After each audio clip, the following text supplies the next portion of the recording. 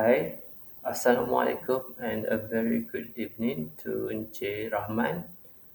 Okay, today I will discuss about impact of ethical and legal issue in education.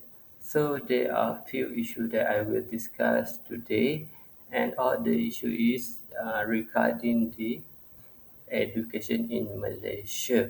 Alright, so let's move to the first issue that I want to discuss.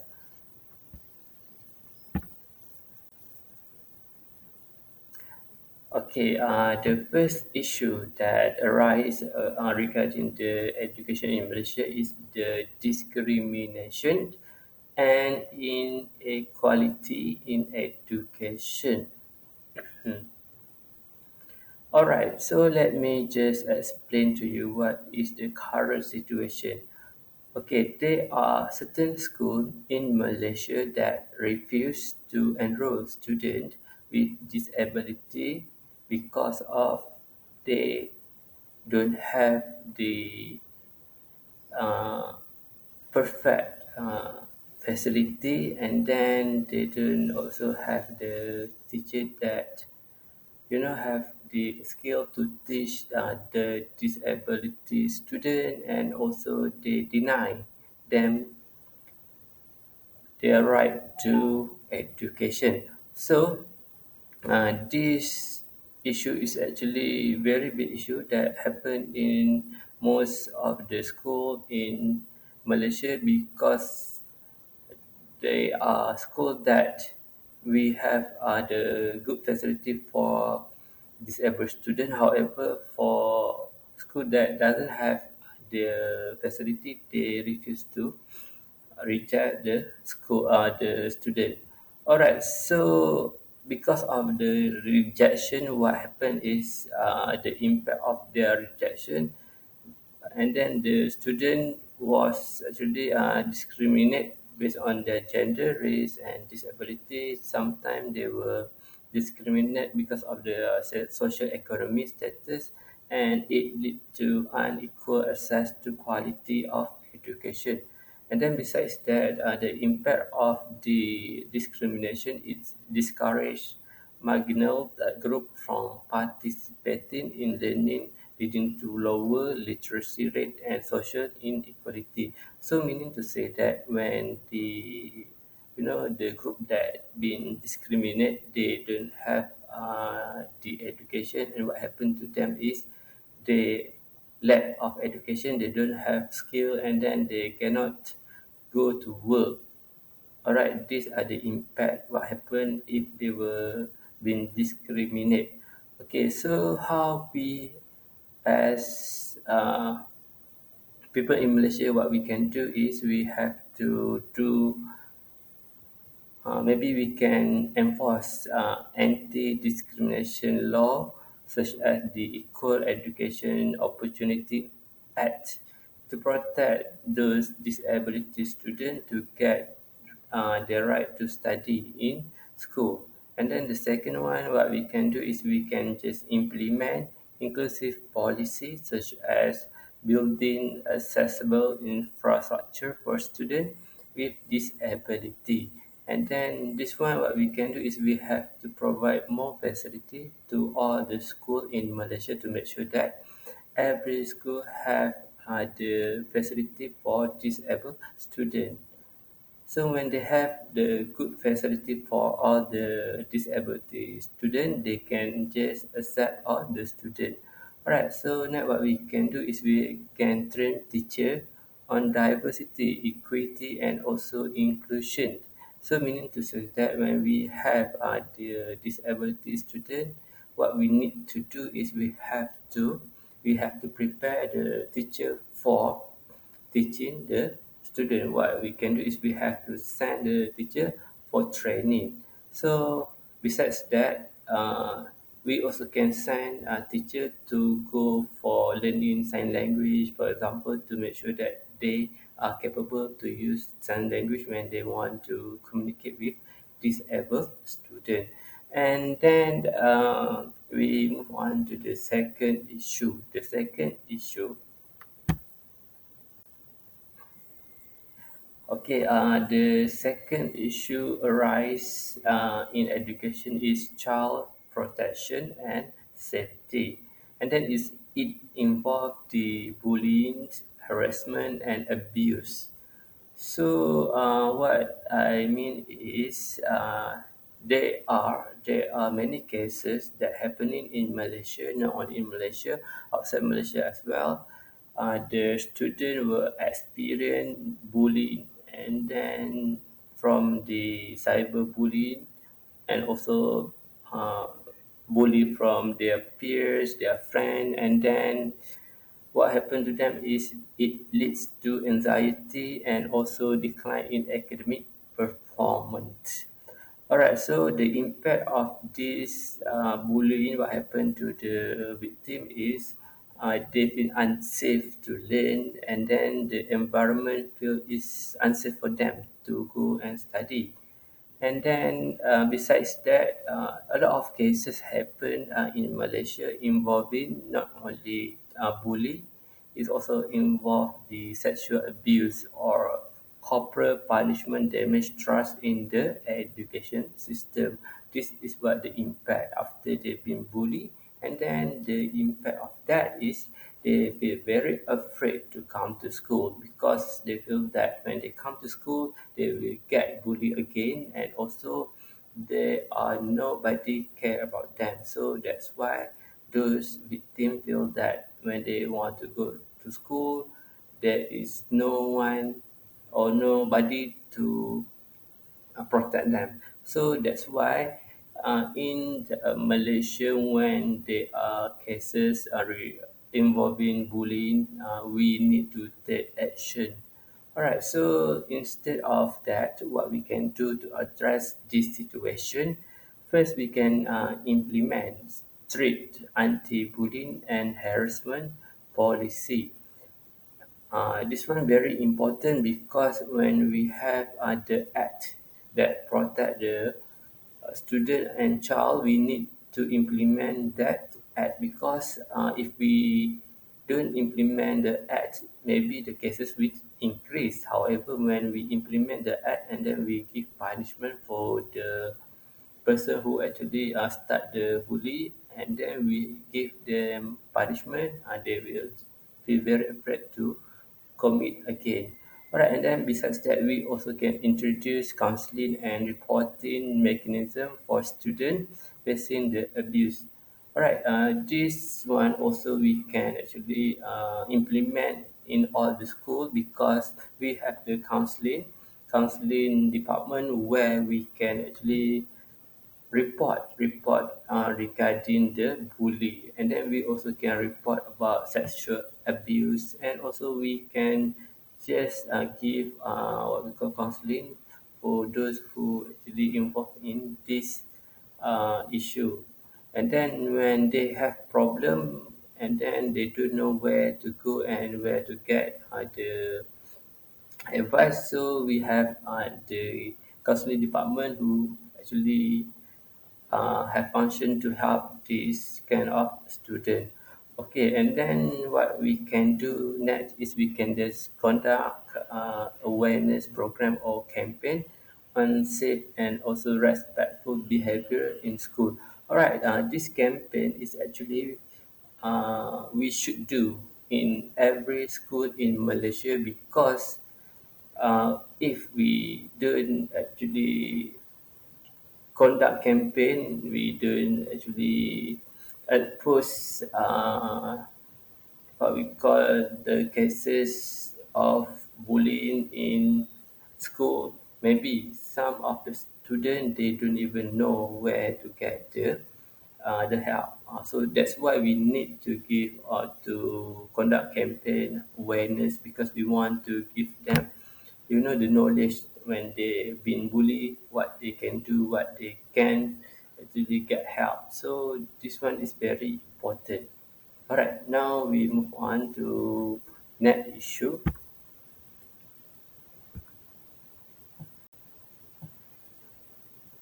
Okay, the net issue regarding the education in Malaysia, we have academic integrity and plagiarism.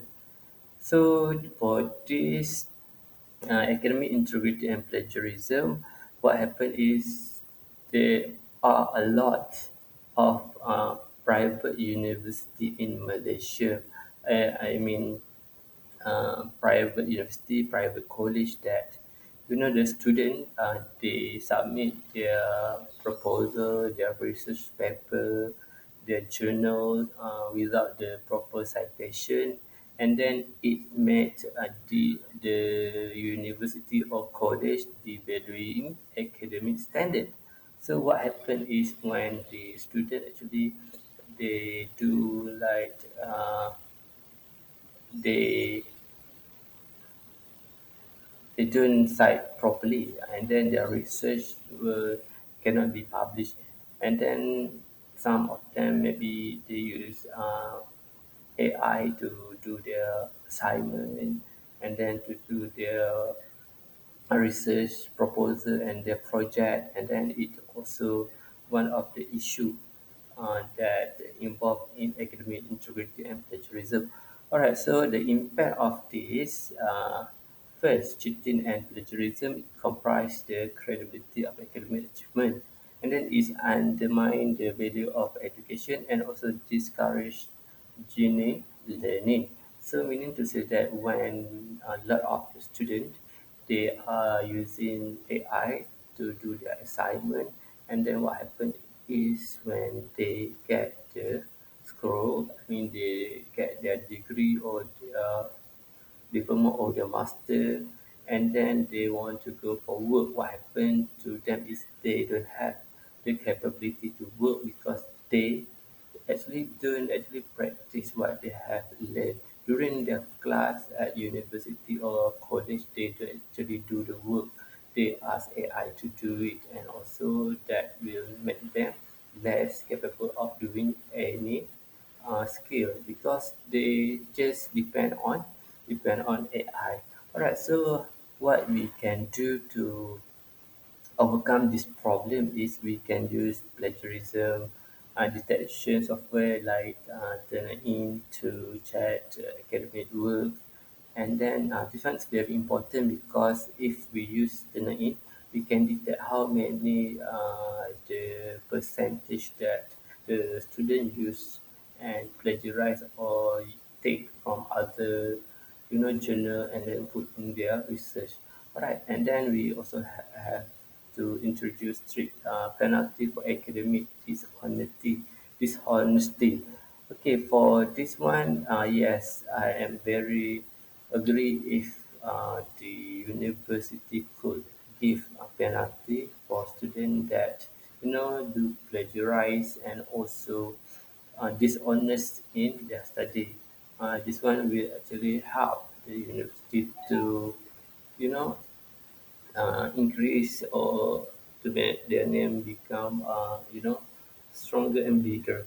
All right. So next we have what we can do is we can promote original research and critical thinking through interactive learning method. So maybe some of the students they don't know how to do the research. What we can do is we have to expose them with the program that help them to do their research, not only using the AI, but they can just do it by themselves. So we have to do a lot of exposure to students.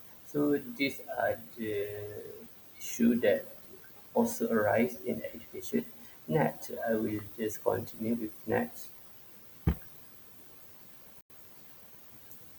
Okay, next issue that being arise in the education, teacher misconduct and professional ethic.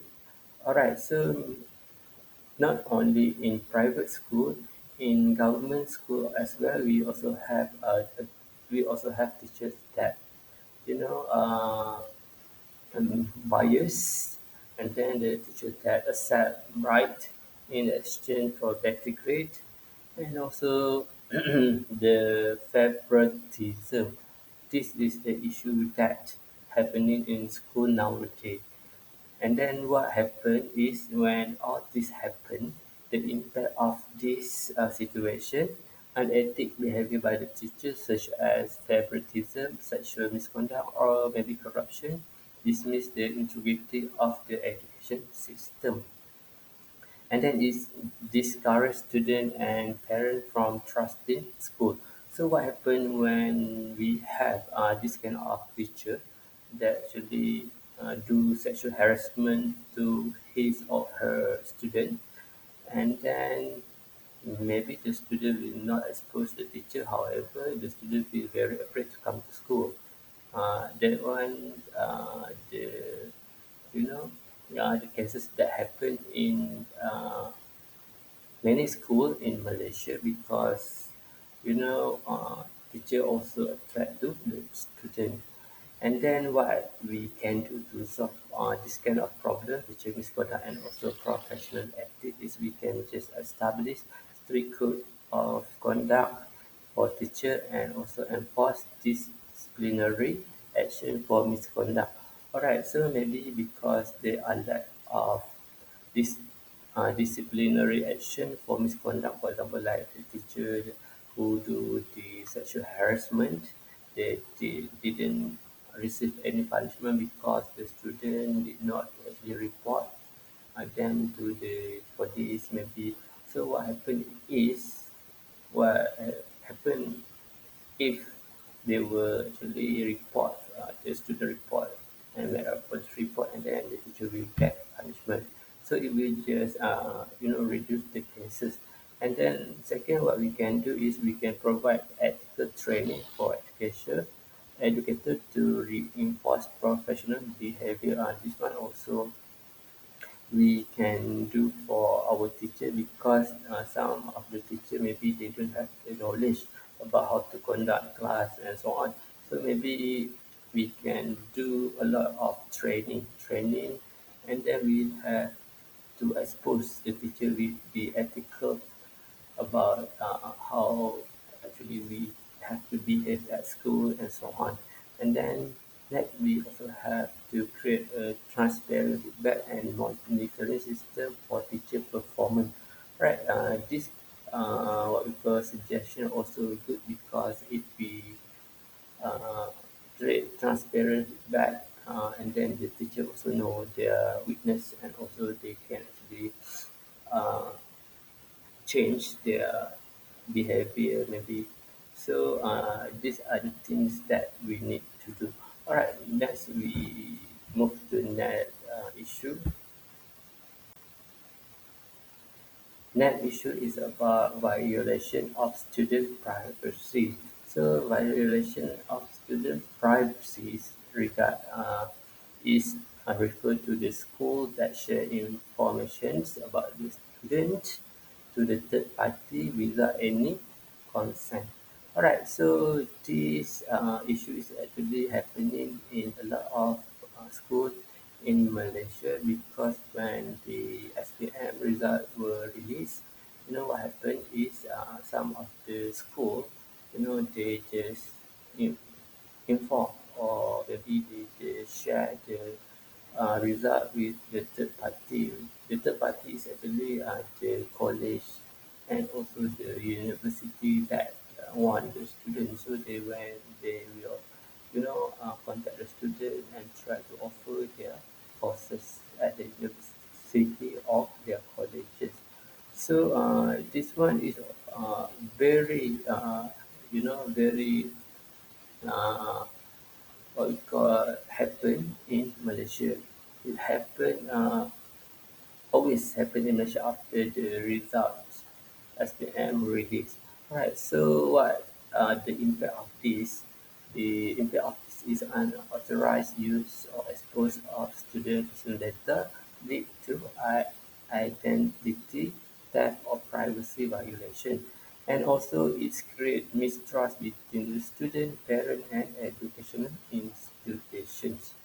Alright, so what we can do to stop all this is we have to implement strict data protection law, such as the Family Educational Right and Privacy Act. And then the second one, what we can do is we can, require parental consent before sharing student data. This one is very important, when we want to share the student information, we need to have the consent from the parent, because when we sharing the information about the student, maybe maybe the parent didn't give permission. However, if we have the consent from the parent, we can share. So what happened is, in many cases, the parent, they didn't give permission for teacher to share the information. However, the teacher, they just share the information about the student. Okay, this one is always happen in our school nowadays. And then what we can do is we have to train school staff on handling confidential information responsibly. So meaning to say that some maybe not all the teacher but the staff itself, sometimes they expose the student information. So what we can do is we have to train the staff to handle the data confidentially. Alright. So this is what we can do. Next, we move to next point. Next issue is equity in access to technology and online learning. Alright, so this is the current situation happen in Malaysia is where students in remote area or maybe in rural area, they struggle to attend online classes due to the lack of internet access, and that affecting their academic performance. So this what happen when you live in rural area. Most of rural area, they don't have the internet connection. So what happens to them is they cannot attend online classes, they cannot join the online activity, and also they cannot get fully wider knowledge because they don't have the connection. Alright, so the impact is the digital divide prevents students from disadvantaged background from accessing online education. And besides that, it also widen the gap between the rural and urban education quality. So when the rural area they don't have the internet access, they will actually cannot get more knowledge as compared to students who live in urban area where they have internet connection. They also can attend online class. They will have a lot of knowledge. Alright, so what happened here? We need to do some, some things to improve the quality. Number one, what we can do is we have to provide government-funded internet access program for low-income family. So this program is actually very good if the government could, provide the internet for rural area students. They will can they can access the online class and so on. Alright, next what we can do is we can equip school with the digital learning resources and also train teacher in online education. So this one, when we have the internet connection, we also need to train the teacher to to use the technology, because if we don't train the teacher will not have the skill to use the technology. So that's why we also need to train the teachers to use the technology. Alright, so next we have developed community learning center with shared technology resources. So meaning to say that if we have place where we can gather all the rural area students to attend the online class, we provide the internet connection, and also we provide laptop for the student in that place, and then all the students manage to attend the online class. So this will help them to get more knowledge. Alright, so these are the last issue that I want to discuss. Now we move on to conclusion. Alright, the conclusion. So addressing ethical and legal issue in education is very crucial for creating a fair, safe and high quality education system. Government, school and education must work together to enforce law create ethical policy and promote inclusive and equitable learning environment. By implementing these steps, national education system can foster a better future for students and society. Alright, that's all. Thank you very much.